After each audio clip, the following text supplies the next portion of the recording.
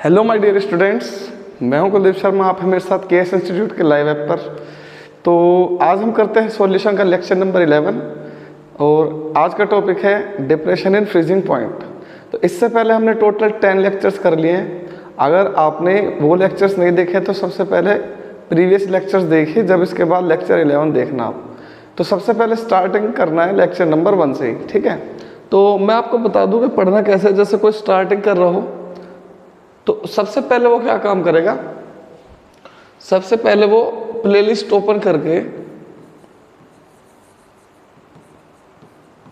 Lecture first से देखने start करे। जब लेक्चर 1 देख लेगा वो, क्योंकि किसी भी हमें सब्जेक्ट को या टॉपिक को समझने के लिए उसके फंडामेंटल्स और उसके बेसिक की नॉलेज होनी जरूरी है। तो जब आप लेक्चर 1 नहीं देखोगे तो आपको लेक्चर 2 कैसे समझ में आएगा।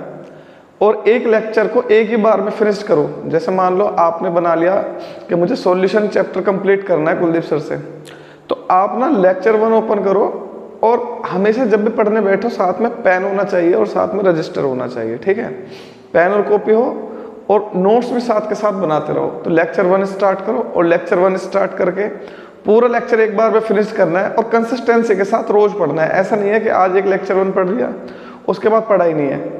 तो लेक्चर 1 पढ़ने के बाद अगले दिन लेक्चर 2 पढ़ना है, लेक्चर 3, और कॉन्टिन्यूसली 10 दिन तक 10 लेक्चर खत्म करो। आप देखोगे अपने अंदर इंप्रूवमेंट कितना ज़्यादा होगा।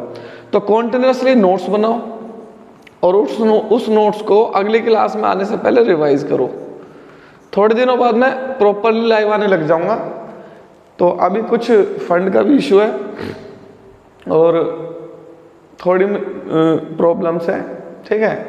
जैसे अभी सफिशिएंट अपने पास जैसे लैपटॉप्स नहीं है, कैमरा नहीं है, मोबाइल से शूट करता हूँ लाइव क्लास, तो उसमें थोड़ा सा जो फ्रेम है उसमें प्रॉब्लम आती है। करूँगा, धीरे धीरे फिक्स करूँगा सारी प्रॉब्लम्स को। तो जब तक के लिए सॉरी। तो रिवाइज करके फिर लेक्चर 2 देखो, लेक्चर 2 के नोट्स बनाओ प्रॉपर वे में। अगर आपको स्पीड कम लग रही है तो आप स्पीड बढ़ा सकते हो, लेकिन स्किप मत करना कभी भी टॉपिक के। टॉपिक को छोड़कर लेक्चर को छोड़कर आप 10th लेक्चर देख रहे हो सीधा, तो ऐसा मत करना कभी भी, ठीक है। तो स्टार्टिंग से एक बार शॉर्ट रिवाइज करूंगा, उसके बाद करेंगे हम अपना लेक्चर स्टार्ट। तो शॉर्ट रिवाइज करते हैं स्टार्ट हम।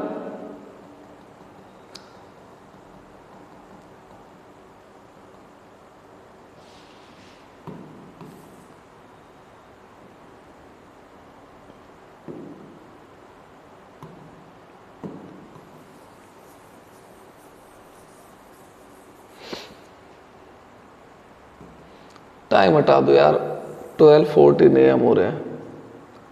देखोगे तो आप कहोगे कि सर तो चलो बेटा, सबसे पहले लेक्चर फर्स्ट में क्या था हमने, introduction of solution. Introduction of solution में व्हाट आर सॉल्यूशन, सॉल्यूशंस क्या होते हैं, सॉल्यूशंस होते हैं मिक्सचर्स, उसके क्या क्या एप्लीकेशंस है। तो हमें किसी सर्टेन कंसंट्रेशन का कोई मिक्सचर बनाना हो, उसका यूज़ करना हो, तो हम उसमें कंसंट्रेशन, उसके नंबर ऑफ मोल्स, उसके मास ऑफ सोल्यूट या वॉल्यूम को मेजर करेंगे, ठीक है। तो ये हुआ हमारा सॉल्यूशन। तो सॉल्यूशन इज ए मिक्सचर। कैसा मिक्सचर? होमोजेनियस मिक्सचर ऑफ 2 और more non reacting substances. Solution का क्लासिफिकेशन करा था हमने। क्लासिफिकेशन 3 टाइप के कराए थे मैंने। Number 1 on the basis of number of components.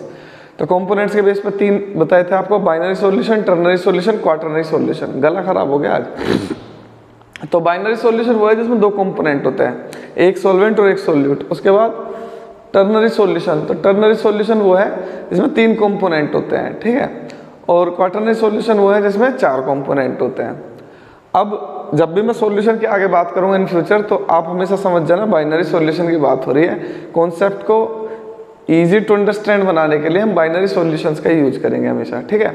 तो उसके बाद आ जाते हैं हम classification on the basis of physical state. तो सॉल्यूशन की जो फिजिकल स्टेट के बेस पर सॉल्यूशन 3 टाइप के होते हैं, solid solution, liquid solution, gases solution. Solid solution वो होते हैं जिसमें सॉल्वेंट सॉलिड हो, लिक्विड सॉल्यूशन वो होता है जिसमें सॉल्वेंट लिक्विड हो, गैसेस सॉल्यूशन वो होता है जिसमें सॉल्वेंट गैस हो। उसके बाद आ जाते हैं हम आपके classification on the basis of concentration of solvent and solute. तो इसमें भी मैंने बताया था आपको 7-8 टाइप के सॉल्यूशन। जैसे number 1 dilute solution, relatively very small amount of solute का, वो dilute solution. Relatively greater amount of solute का वो concentrated solution, saturated solution, unsaturated solution, super saturated solution. Unsaturated जिसमें more amount of solute dissolve हो सके, unsaturated जिसमें more amount of solute dissolve होनी बंद हो जाए, सैचुरेटेड और जिसमें एक्सेस हो amount of solute than saturated solution, वो सुपर सैचुरेटेड सॉल्यूशन। उसके बाद आ जाता है स्टैंडर्ड सॉल्यूशन। तो स्टैंडर्ड सॉल्यूशन वो है जिसका हमें मास ऑफ सोलवेंट या मास ऑफ सोल्यूट या मोल्स ऑफ सोल्यूट मतलब कंसंट्रेशन हमें पता हो, वो होता है हमारा स्टैंडर्ड सॉल्यूशन। अननोन सॉल्यूशन जिसके बारे में हमें पता ही ना हो कितना सोलवेंट कितना सोल्यूट, ठीक है। उसके बाद आ जाता है एक्वस सॉल्यूशन। तो एक्वस सॉल्यूशन होता है इसमें सोलवेंट वाटर हो। Non aqueous solution, non aqueous solution होता है इसमें सोलवेंट वाटर को छोड़ के कुछ भी हो, ए solution in which the solvent is other than water. अब उसके बाद आ जाता है methods of concentration of solution. तो सॉल्यूशन के मैंने कंसंट्रेशन को एक्सप्रेस करने के मेथड्स कराए थे आपको। तो number 1 mass percentage, volume percentage, strength, molarity, molality, mole fraction, PPM, normality और weight by weight percentage, weight by volume percentage, ये सब कराए थे मैंने। आप इनको डिटेल में देख लेना, लेक्चर नंबर 3 में कराए। उसके बाद आ जाते हैं हम सोल्यूबिलिटी। तो सोल्यूबिलिटी भी मैंने 2 टाइप की बताई थी, solubility of solid in liquid, solubility of gas in liquid. फिर इनके मैंने बताए थे फैक्टर्स अफेक्टिंग द सोल्यूबिलिटी, जैसे nature of solvent and solute, और उसमें बताए थे हमने नंबर 2 टेम्परेचर, और गैस में बताया था nature of solvent and solute and pressure. तो प्रेशर के लिए वहाँ बताया था हेनरी लॉ। हेनरी लॉ क्या था, the amount of solute, the mass of solute या mass of gas dissolved is directly proportional to the pressure of gas at particular temperature, क्योंकि टेम्परेचर से सोल्यूबिलिटी ऑफ गैस अफेक्ट होती है, ठीक है। उसके बाद कराया था मैंने आपको सोल्यूबिलिटी के बाद राउल्ट्स लॉ। तो राउल्ट्स लॉ क्या है, तो राउल्ट्स लॉ में मैंने वेपर प्रेशर बताया था आपको कि वेपर प्रेशर कैसे कैलकुलेट करते हैं। तो राउल्ट्स लॉ के according vapour pressure of any component in solution is directly proportional to the mole fraction of that component. तो राउल्ट्स लॉ में भी मैंने 2 सॉल्यूशन कराए थे, लिक्विड लिक्विड मतलब एक में वोलेटाइल हो, दूसरा भी वोलेटाइल कंपोनेंट हो। एक बताया था लिक्विड सॉलिड, एक में वोलेटाइल हो और दूसरा सोल्यूट नॉन वोलेटाइल हो, ठीक है। उसके बाद मैंने कराया था आपको एज़ोट्रोप, और एज़ोट्रोप के बाद मैंने कराया था ideal and non ideal solution, उसमें पॉजिटिव एंड नेगेटिव डेविएशन। अब आ जाते, उसके बाद मैंने नेक्स्ट कराया था कोलिगेटिव प्रॉपर्टीज, और फर्स्ट कोलिगेटिव प्रॉपर्टीज आपकी हो चुकी थी, और फर्स्ट कोलिगेटिव प्रॉपर्टी है एलिवेशन इन बॉइलिंग पॉइंट। आज करेंगे second colligative property.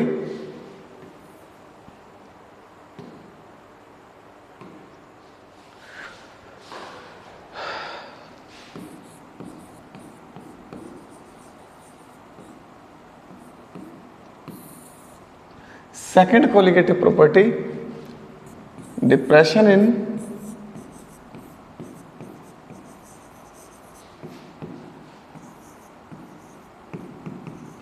Freezing point.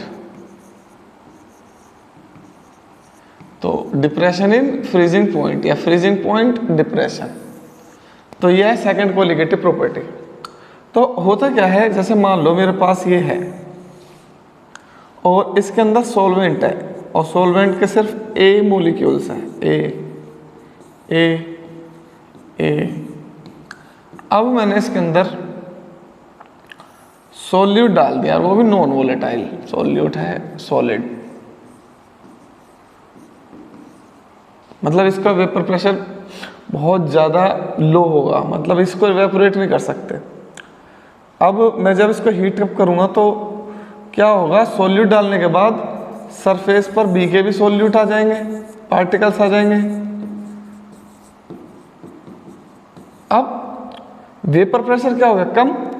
अब जब वेपर प्रेशर कम हो गया और सॉलिड में जब मैं इसे कन्वर्ट करूंगा तो वेपर प्रेशर मुझे कम ही तो करना है वहाँ पर, और इसका वेपर प्रेशर ऑलरेडी कम हो चुका है, किसकी वजह से, नॉन वोलेटाइल डालने की वजह से। तो जब आप किसी भी प्योर सॉल्वेंट में नॉन वोलेटाइल सॉल्यूट डालोगे तो होगा क्या, वेपर प्रेशर वहाँ पर कम हो जाएगा। अब वेपर प्रेशर जब कम होगा, आप उसको जब फ्रीज करोगे तो वो फ्रीज पहले से कम टेम्परेचर पे जाके फ्रीज होगा, मतलब फ्रीजिंग पॉइंट कम हो जाएगा। अब फ्रीजिंग पॉइंट है क्या, तो बेटा फ्रीजिंग पॉइंट होता है जिसमें लिक्विड और सॉलिड इक्विलिब्रियम में हो। So freezing point is the temperature is the temperature at which any liquid becomes solid. तो फ्रीजिंग पॉइंट वो टेम्परेचर है जिस पर कोई लिक्विड सॉलिड में कन्वर्ट हो जाता है, ठीक है। अब वो होता कब ऐसे जब होता है जब वेपर प्रेशर ऑफ लिक्विड वो इक्विलिब्रियम में होता है, या vapour pressure of liquid equal हो जाता है वेपर प्रेशर ऑफ सॉलिड के, ठीक है। जैसे मैंने बॉइलिंग पॉइंट के केस में बताया था, वेपर प्रेशर वो एटमॉस्फेरिक प्रेशर के इक्वल हो जाता है तो बॉयल होने स्टार्ट हो जाता है। तो अगर ये वेपर प्रेशर सॉलिड के इक्वल हो जाएगा तो वो फ्रीजिंग पॉइंट आ जाएगा, ठीक है। अब जैसे मैं एक ग्राफ बना के समझाता हूं, जैसे मेरे पास ये है वेपर प्रेशर, यह टेम्परेचर, तो ये मान लो करो ये है किसी सॉलिड सॉल्वेंट का, या फ्रोजन सॉल्वेंट बोल दो या सॉलिड सॉल्वेंट बोल लो। मतलब यहां से यहां तक, इस पॉइंट तक ये कर्व ये रिप्रेजेंट कर रहा है कि वो सॉलिड में है। अब मान लो कोई लिक्विड है, उसका वेपर प्रेशर ज़्यादा ही होगा। जब वेपर प्रेशर ज़्यादा होगा, मैं उसका टेम्परेचर कम करना शुरू कर दिया, देखो टेम्परेचर कम कर रहा हूँ, कम कर रहा हूँ, कम कर रहा हूँ, कम कर रहा हूँ, कम कर रहा हूँ, तो वेपर प्रेशर भी कम हो रहा है। इस पॉइंट पे आके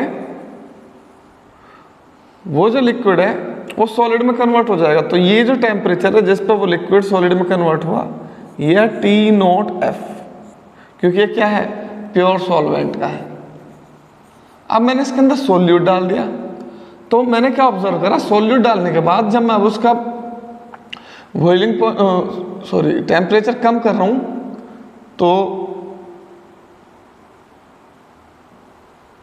अब उसका टेम्परेचर कम करने के बाद उसका फ्रीजिंग पॉइंट पहले से भी कम हो गया। अब इसका फ्रीजिंग पॉइंट हो गया ये TF। तो इन दोनों का जो डिफरेंस है यही है delta TF, depression in freezing point. तो जब किसी भी प्योर सॉल्वेंट में नॉन वोलेटाइल सोल्यूट हम डाल देते हैं तो वेपर प्रेशर कम हो जाता है। वेपर प्रेशर कम होने से जो फ्रीजिंग पॉइंट है उसमें भी कमी आ जाती है, ठीक है भाई। वेपर प्रेशर कम तो फ्रीजिंग पॉइंट भी कम, वेपर प्रेशर ज़्यादा तो फ्रीजिंग पॉइंट इंक्रीज हो जाएगा। अब और जब वेपर प्रेशर ज़्यादा होगा तो बॉइलिंग पॉइंट कम हो जाएगा, ठीक है। तो इसकी डेफिनेशन क्या बनेगी डिप्रेशन इन फ्रीजिंग पॉइंट की, ये लिखो नोट्स में।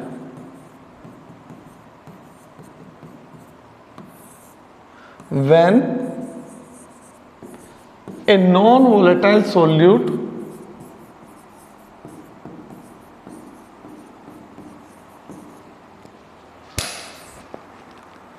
यार माइक गिर गया, आवाज़ ख़राब ना होगी हो।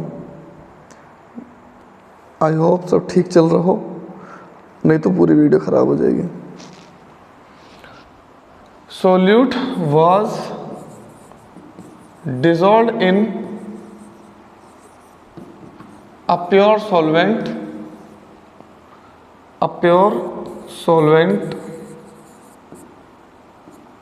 तो क्या होगा, फ्रीजिंग पॉइंट ऑफ सॉल्यूशन का जो फ्रीजिंग पॉइंट है वो क्या हो जाएगा, डिक्रीज हो जाएगा, decreases, this decrease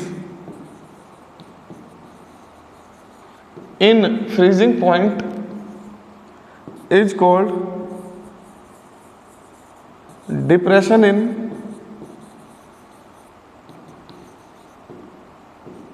freezing point। तो फ्रीजिंग पॉइंट में ये कमी, फ्रीजिंग पॉइंट डिप्रेशन बोलते हैं इसको, या डिप्रेशन इन फ्रीजिंग पॉइंट, ठीक है। अब इसका करेंगे हम फॉर्मूला। तो it is observed that depression in freezing point is directly proportional to the molar concentration। तो डेल्टा TF ये रॉल्ड्स ने बताया था equals to KF into M। तो KF क्या है, KF बोलते हैं मोलल, तबीयत खराब हो रही है यार, गला खराब हो रहा है, डिप्रेशन कांस्टेंट, आवाज़ खराब आ रही होगी आज आपको, कर लो यार एडजस्ट, क्या कर सकते हैं बताओ। पहला आई फ्लो हो गया था 2 दिन से, उसमें वीडियो नहीं बना पाया, आंखें बिल्कुल बंद हो गई थी, और अब थोड़ी थोड़ी ठीक हो रही हैं, बल्कि अब भी ऐसा लग रहा होगा आपको सो के उठाए। सो के नहीं उठाऊँ, जगह ही उगाऊँ। तो इसकी डेफिनेशन आ जाती है। तो इसकी डेफिनेशन में अगर मैं m की वैल्यू 1 रख दूँ तो kf क्या आ जाएगा, डेल्टा TF। तो अगर मैं आपसे पूछ रहा हूँ what is the definition of kf, तो आप लिखोगे molar depression constant is defined as depression in freezing point when molar concentration of solution is 1 mole per kilogram, मतलब 1 m। तो m की वैल्यू 1 पुट कर दी तो मोलर डिप्रेशन कांस्टेंट किसके equal हो जाएगा, डेल्टा TF के, मतलब molar depression in freezing point के। तो ये इसका एक फॉर्मूला बन गया। एक और फॉर्मूला बनेगा इसका, डेल्टा TF इजकल टू क्या बना था, KF इंटू M। तो मोलैलिटी क्या होती है, मोलैलिटी होती है moles of solute upon mass of solvent, mass of solvent और वो भी किलोग्राम में। तो मोल्स ऑफ सोल्यूट, तो मोल्स ऑफ सोल्यूट होता है मास of solute upon molar mass of solute W2 upon M2, ये हो गया moles, upon mass of solvent W1 kilogram में कन्वर्ट कर दे 1000। तो ये आ जाएगा W2 into 1000 upon W1 into M2, ये आ गई M की वैल्यू। तो फॉर्मूला क्या हो जाएगा, फॉर्मूला हो जाएगा delta TF equal to KF into W2 into 1000 upon W1 into M2। तो ये फॉर्मूला बन गया molar depression in freezing point का, वेयर KF तो कांस्टेंट है, इसकी वैल्यू गिवन होगी, मोलर डिप्रेशन कांस्टेंट इसकी वैल्यू गिवन होगी हमेशा, क्योंकि हर सॉल्वेंट के लिए अलग होती है इसकी वैल्यू। और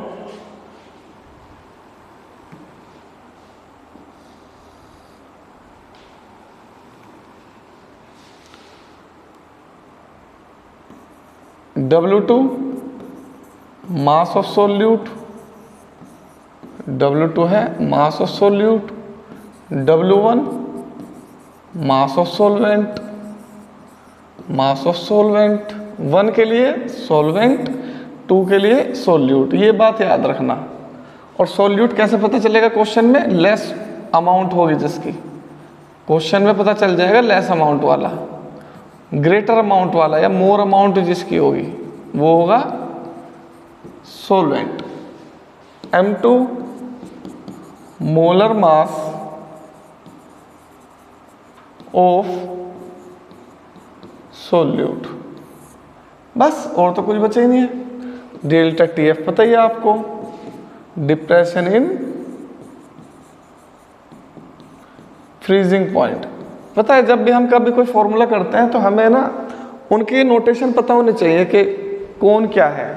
ऐसा नहीं है कि हमें नोटेशन पता नहीं है, फॉर्मूला रट रहे हैं, delta TF equal to KF into W2 into 1000 upon W1 into M2। भाई ऐसे नहीं करते, हमें ये पता होना चाहिए W1 क्या है, मास ऑफ सॉल्वेंट, W2 क्या है, मास ऑफ सोल्यूट, M2 क्या है, molar mass of solute, KF क्या है, molar depression constant, delta TF क्या है, डिप्रेशन इन फ्रीजिंग पॉइंट। ये पता होगा तो सब कुछ ईजी हो जाएगा।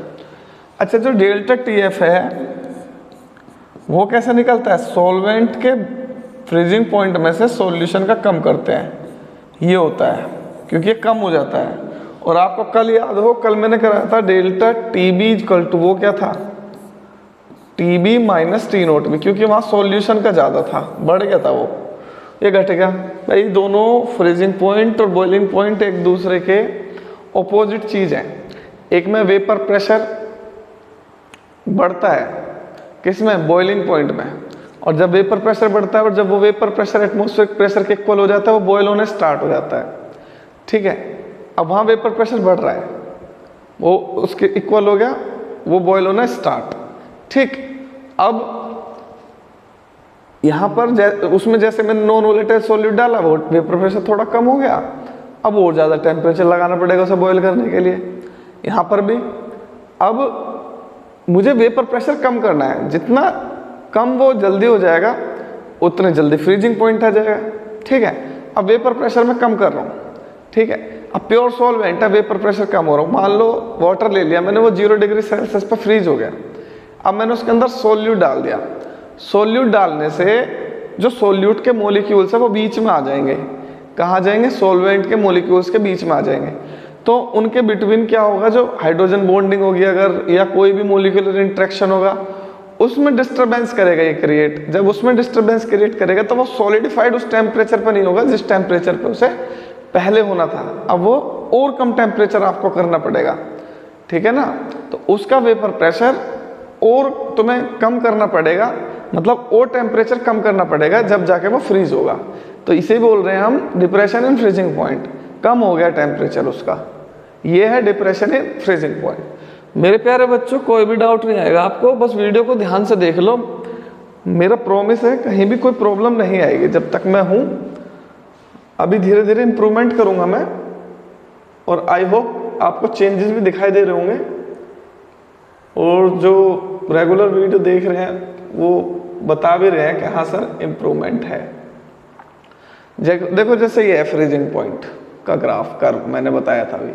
अब ये ए से लेकर बी तक, ये तो है उसकी जो लिक्विड की सॉलिड स्टेट का कर्व है। ये तो मैंने बिल्कुल वाइट कर दिया है यार, तुम कहोगे ना कि सर क्या कर रहे हो। ये यहां से लेकर यहां तक ये सॉल्यूशन की, लिक्विड की प्योर फॉर्म की सॉलिड स्टेट का कर्व है। ठीक है, अब सी से मैंने उसको टेम्परेचर कम करना स्टार्ट कर दिया। जब सी से मैंने उसका टेम्परेचर कम करना स्टार्ट करा तो हुआ क्या, टेम्परेचर कम करा, वेपर प्रेशर कम होता चला गया। देखो वेपर प्रेशर ऊपर को बढ़ रहा है और नीचे को कम हो रहा है, कम होने लगा होने लगा होने लगा होने लगा। पहले वेपर प्रेशर इतना था, इतना। अब जब मैं टेम्परेचर को कम कर रहा हूँ, देखो टेम्परेचर इधर को बढ़ेगा, इधर को कम होगा। जब टेम्परेचर कम कर रहा हूँ तो इस पॉइंट पे आके ये सॉलिड हो गया, तो वेपर प्रेशर कम हुआ ना। तो वेपर प्रेशर कम हुआ, इस टेम्परेचर पर सॉल्वेंट किस में कन्वर्ट हो गया, सॉलिड में। अब मैंने सोल्यूट डाल दिया, जब सोल्यूट डाल दिया तो अब मैं फिर ऑब्जर्व कर रहा हूँ यार वेपर प्रेशर और टेम्परेचर को। तो जैसे मैं टेम्परेचर कम कर रहा हूँ तो वेपर प्रेशर इतना आ रहा है, इतने पे इतना, और कम करा, यहाँ तक कम करा मैंने टेम्परेचर को, यहाँ तक कम करा तो इतना हो गया, और यहाँ तक कम करा इतना हो गया। मतलब यार इस टेम्परेचर पर ही इससे कम हो गए। तो जैसे वो टेम्परेचर कम करा, मतलब यहाँ आया टेम्परेचर, तो इसका वेपर प्रेशर ये हो गया। तो मतलब यहाँ पर मीट कर रहा है, यहाँ पर ये सॉलिड में कन्वर्ट होगा, और ये है इसका सॉल्यूशन का फ्रीजिंग पॉइंट। और ये जो दोनों का गैप है, मान लो ये पहले 5 डिग्री सेल्सियस पर सॉलिडिफाइड हो रहा था, अब 3 पर हो रहा है। तो ये जो दोनों का डिफरेंस है ना 2 डिग्री सेल्सियस, ये डिप्रेशन इन फ्रीजिंग पॉइंट। ठीक है,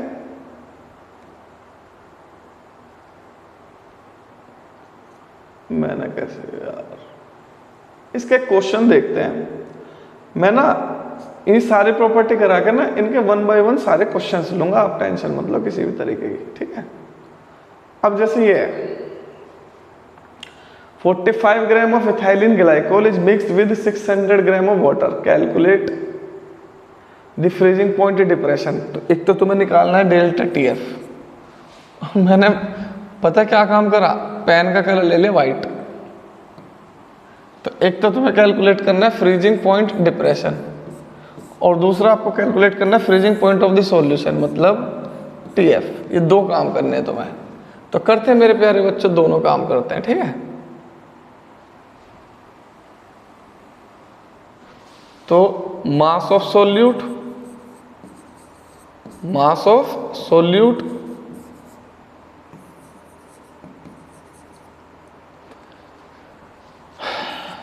W2 कितना है बच्चों? 45 ग्राम, 45 ग्राम है सोल्यूट। और जब सोल्यूट है तो इसका मोलर मास भी चाहिए मुझे। मोलर मास ऑफ सोल्यूट, जिसको प्रैक्टिस है, जो करता है घर पे क्वेश्चंस, उसे पता है क्या क्या कैलकुलेट करना है। इथाइलिन ग्लाइकोल है तो कार्बन का 2 कार्बन है 24, 6 और 32, तो ये 62 आ जाएगा इसका, ठीक है 62। उसके बाद मास ऑफ सॉल्वेंट, सॉल्वेंट कौन है? वाटर, W1 600 ग्राम, ठीक है। क्या एक और चीज और दे रखी है, molar depression constant, molar depression constant. तुम्हें पता है मैंने वहां पर व्हाइट क्यों लिया था कलर पेन का? क्योंकि बोर्ड मैंने ब्लैक ले रखा था और मैं जब से है ना व्हाइट से लिख के जा रहा था। अब मैंने जब क्वेश्चन लगाया ये वाला, और इस पे तो व्हाइट आ रहा है ना पीछे बैकग्राउंड, मैं जैसे इस पे लिख रहा वो आ ही नहीं रहा कुछ भी। मैंने सही लिया था, मैं सोच रहा मैं ही पागल हो गया हूँ। मैं पागल नहीं हुआ, मैं सही हूँ यार। तो ये है 1.86 केल्विन किलोग्राम पर मोल। करते हैं भाई क्वेश्चन को, ठीक है। अब तो मुझे पेन दूसरा लेना पड़ेगा, वाइट ही लेना पड़ेगा। वाइट ले लिया, पहले मूव कर दूं वाइट पेन।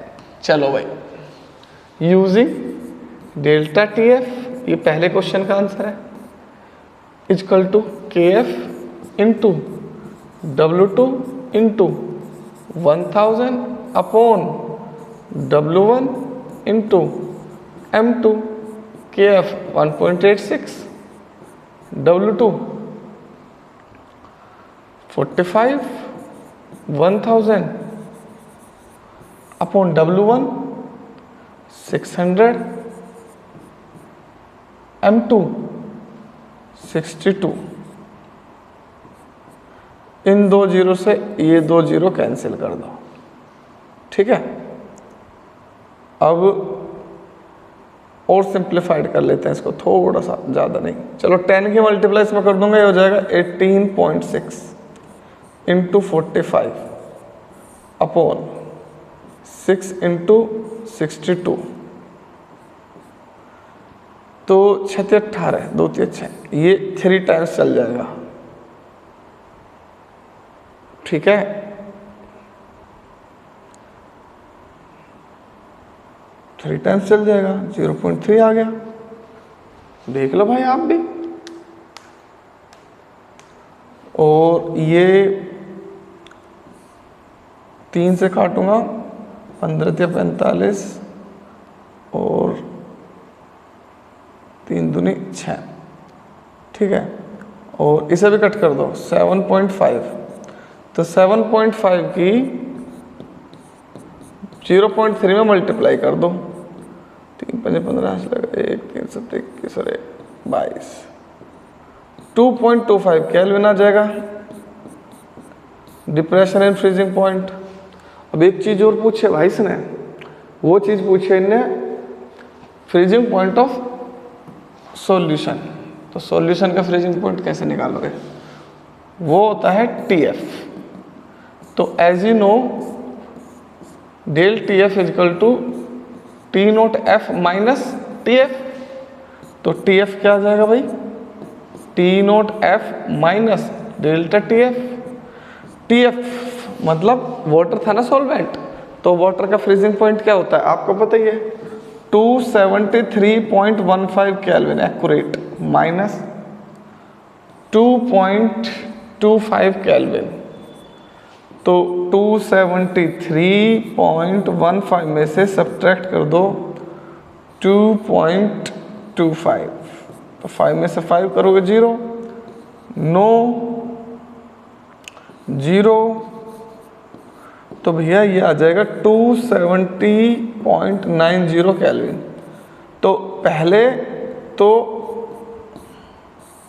273 था उसका फ्रीजिंग पॉइंट, इथाइलिन ग्लाइकोल डाल दिया उसके अंदर 45 ग्राम, अब उसका फ्रीजिंग पॉइंट पहले से हो गया कम, इसे बोलते हैं हम डिप्रेशन इन फ्रीजिंग पॉइंट।